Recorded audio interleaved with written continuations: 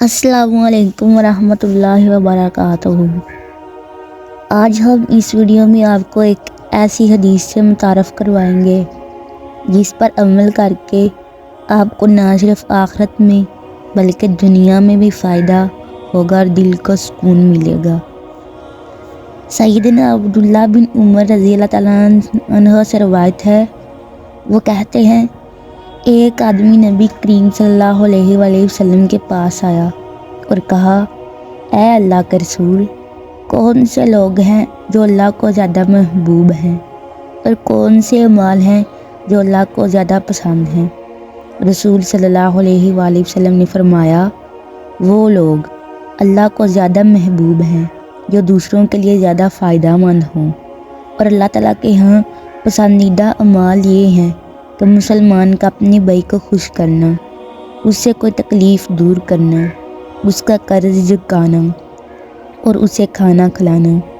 مجھے کسی بھائی کی ضرورت پوری کرنے کے لیے اس کے ساتھ چلنا اس مسجد نبوی میں ایک مہینہ اعتکاف کرنے سے زیادہ محبوب ہے۔ اور یاد رکھو، جس نے اپنے غضب کو روک لیا، اللہ تعالیٰ نے اس کی خامیوں پر پردہ ڈال دیا۔ جو آدمی اپنے غصے کو نافذ کرنے کے باوجود بھی پی گیا تو اللہ تعالیٰ روز قیامت اس کے دل کو امیدوں سے بھر دے گا۔ جو اپنے بھائی کے ساتھ اس کی ضرورت پوری کرنے کے لیے چلا، اللہ تعالیٰ اس دن اس کو ثابت قدم رکھے گا، جس دن قدم ڈگمگا جائیں گے۔ یاد رکھو، ہم انسان اس دنیا میں اپنے لیے پیدا نہیں ہوئے۔ جیسے ہی ہم بالغ ہوتے ہیں، ہم پر کوئی نہ کوئی ذمہ داری ڈال دی جاتی ہے۔ اس بات سے ہی سیکھ لو، سورج اپنے لیے روشنی نہیں دیتا، پودے اپنے لیے پھل نہیں دیتے، درخت اپنے لیے چھاؤں نہیں پیدا کرتا۔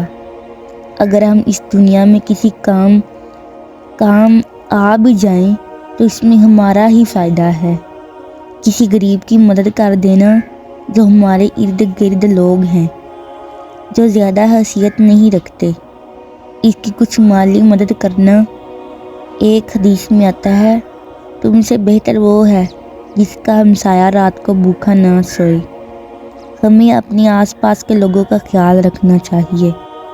اللہ تعالیٰ کو حقوق اللہ سے زیادہ حقوق العباد زیادہ عزیز ہیں۔ ہماری چھوٹی سے چھوٹی نیکیاں ہمیں اللہ کے ہاں بلند مرتبہ عطا کروا سکتی ہیں۔ لوگوں کی مدد کرنے سے نہ کہ دوسرے خوش ہوتے ہیں بلکہ ہمارے دل کو بھی سکون ملتا ہے۔